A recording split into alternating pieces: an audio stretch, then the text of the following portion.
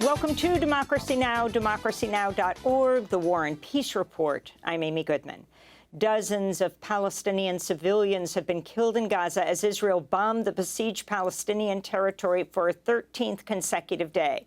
The Palestinian Health Ministry reports nearly 3,800 Gazans have been killed in Israeli strikes since Hamas's October 7th surprise attack on southern Israel, which killed more than 1,400 Israelis. The human rights group Defense for Children International Palestine reports Israeli strikes have on average killed one child every 15 minutes in Gaza since fighting escalated.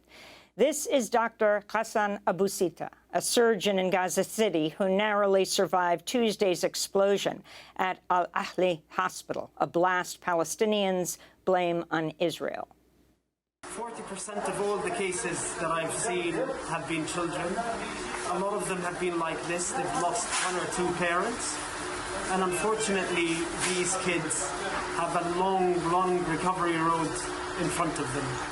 Earlier today, British Prime Minister Rishi Sunak arrived in Tel Aviv, where he was greeted by Prime Minister Benjamin Netanyahu. Sunak said he believed Israel's military is, quote, taking every precaution to avoid harming civilians. He made no mention of Israel's decision to cut off food, water, fuel, and medicine to Gaza, a siege that's widely considered a breach of international law.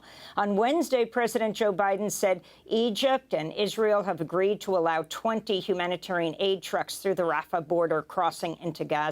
The trucks aren't expected to arrive until Friday. A spokesperson for the Red Cross and Red Crescent Society said, quote, we're talking about 2 million people who are in need of everything, so 20 trucks will be a drop in the ocean, they said. In the occupied West Bank, health officials say at least 7 Palestinians were killed by Israeli forces and armed settlers over the past day amidst mounting military raids and arrests. 69 Palestinians have been killed in similar attacks since October 7th. Major protests across the West Bank have also taken aim at the ruling Palestinian Authority, which has launched a violent crackdown on demonstrations. A 12-year-old Palestinian girl named Hassan Nasrallah was shot and killed by PA security forces Tuesday during protests in Jenin following the deadly bombing of Gaza's Al-Ahli Hospital. The United States has vetoed a UN Security Council resolution calling for a humanitarian pause to Israel's relentless bombardment of Gaza Strip and its 2.4 million inhabitants. The resolution, sponsored by Brazil, called for full, rapid, safe, and unhindered humanitarian access for UN agencies to deliver life-saving aid to the besieged territory. It included a condemnation of Hamas's attacks on Israel and demanded the immediate and unconditional release of hostages. On Wednesday, 12 of the UN Security Council's 15 members voted in favor of a humanitarian pause in Gaza. Russia and UK abstained, while the United States used its privilege as a permanent member of the Security Council to exercise its veto.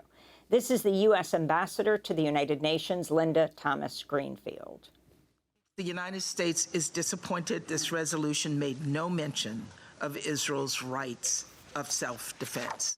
The United States veto of a humanitarian pause in Gaza came 2 days after the U.S., France, Japan, and the United Kingdom rejected a Gaza ceasefire resolution proposed by Russia. Palestinian UN Ambassador Riyad Mansour spoke after Wednesday's vote. It is beyond belief that some still speak of a right to self-defense of an occupying power that has made clear it is seeking blind vengeance, forced transfer, and annihilation of our people.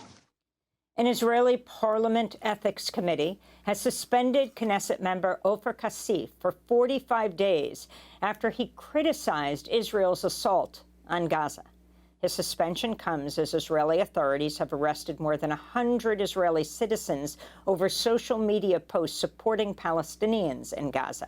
At least 70 Israeli university students face suspension or other disciplinary action for posting pro-Palestinian sentiments online. To see our interview with Ofer Kassif, you can go to democracynow.org. In Washington, D.C., Vermont Independent Senator Bernie Sanders has blocked legislation that would have effectively barred U.S. humanitarian aid from reaching Gaza.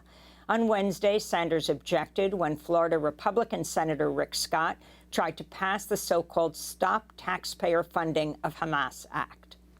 Right now, there are hundreds and hundreds of thousands of innocent men, women, and children in Gaza who have lost their homes. They've been thrown out of their homes. They have no food, they have no water, they have no fuel. And I remind my colleagues that half of those people are children. Pentagon Chief Lloyd Austin has ordered an additional 2,000 U.S. troops to deploy to the Middle East in support of Israel. The order builds on a rapid response force of 2,000 U.S. Marines sailing for the eastern Mediterranean, along with 2 U.S. Navy carrier strike groups. This evening, President Biden's giving a primetime address where he's expected to ask Congress for $100 billion in emergency funds to ship more weapons to Israel, Ukraine, and Taiwan, and to further militarize the U.S.-Mexico border. Meanwhile, a high-ranking State Department official has resigned in protest of the Biden administration's policies on Israel and Palestine. For 11 years, Josh Paul oversaw arms transfers to U.S. allies while serving as the Congressional and Public Affairs Director of the State Department's Bureau of Political Military Affairs. In a letter explaining his resignation, Paul condemned U.S. what he called blind support for Israel as, quote, an impulsive reaction built on confirmation bias, political convenience, intellectual bankruptcy, and bureaucratic inertia, unquote. Paul wrote his greatest desire was to see both Israelis and Palestinians flourish, adding, quote, collective punishment is an enemy to that desire, whether it involves demolishing one home or 1,000, as two is ethnic cleansing, as two is occupation, as two as apartheid, he wrote. On Capitol Hill, police arrested at least 300 activists Wednesday as they held a nonviolent sit-in protest in the Congressional Cannon Rotunda to demand lawmakers press for a ceasefire in Gaza. The arrest came as thousands of people rallied on the National Mall for a demonstration organized by the groups If Not Now and Jewish Voice for Peace. Organizers called it the largest ever protest of Jews' support of Palestinians. Among those addressing the crowd was award-winning author Naomi Klein. Friends, these are the darkest days that I have ever experienced. The Israeli government, with the full support of every Western power in the world, announced an intent to commit genocide using Jewish fears of another genocide as the excuse. And now it is in the process of making good on that threat. That is what we must stop. That is what we are here to stop. That is what we will stop. There are so many more lives to save. Later in the broadcast, we'll hear more voices from the Jewish Voice for Peace rally in D.C. Among those who is covering the rally, we'll speak with the Israeli journalist Amira Haas. Thousands of protesters took to the streets around the world following Tuesday's attack on the Al-Ahli hospital.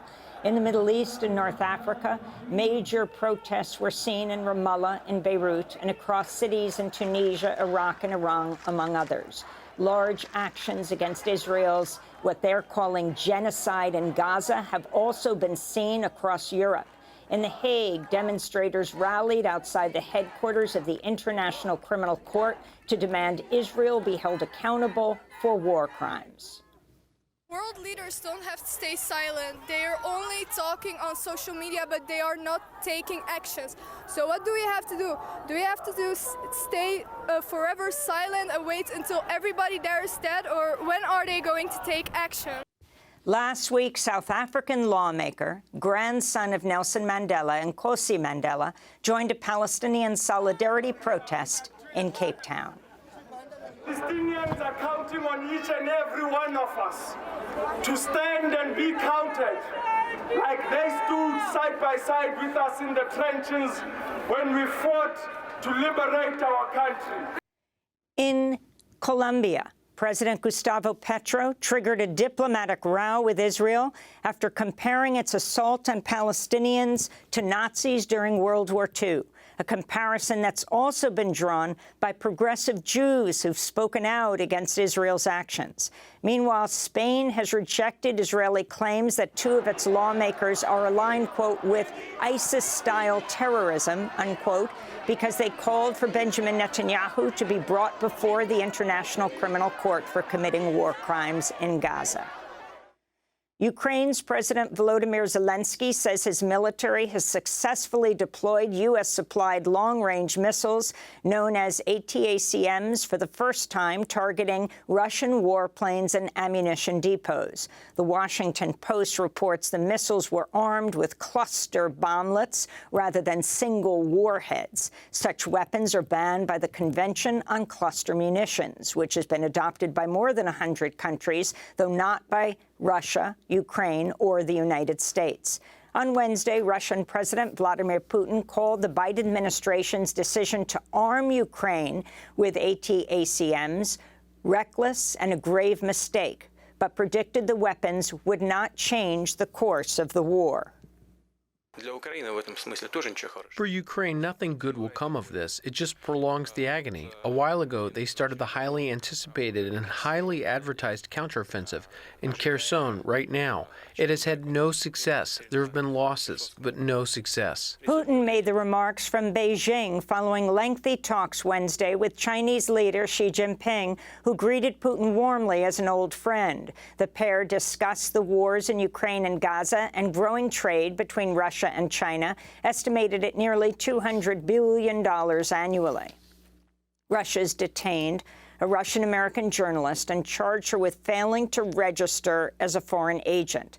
Alsu Kurmasheva is an editor with Radio Free Europe, Radio Liberty, a U.S. government-funded news service. The Committee to Protect Journalists demanded her immediate release, adding in a statement, quote, "Journalism is not a crime, and Kurmasheva's detention is yet more proof that Russia is determined to stifle independent reporting," CPJ said. She's the second U.S. journalist detained by Russia this year after Wall Street Journal reporter Evan Gershkovich was arrested in March on what the newspaper called trumped-up espionage charges. And back in the United States, far-right Republican Congressmember Jim Jordan lost his second-floor vote to become House Speaker Wednesday, receiving just 199 votes, one fewer than the first round of voting a day earlier. It was the first time in a century that the majority nominee received less than 200 votes. Jordan is a close ally of Trump, was involved in the efforts to overturn the 2020 election results. He's also been accused of a cover-up, ignoring accusations of sexual abuse against an Ohio State University physician by members of the male wrestling team when Jordan was an assistant wrestling coach at the school in the 80s and 90s. Congress members are voting again today, as Jordan vowed to keep going. The House has been at a legislative standstill since Kevin McCarthy was ousted by the far right over 2 weeks ago. And those are some of the headlines. This is Democracy Now!, democracynow.org, the War and Peace Report. I'm Amy Goodman. And I'm Nermeen Sheikh. Welcome to our listeners and viewers across the country and around the world.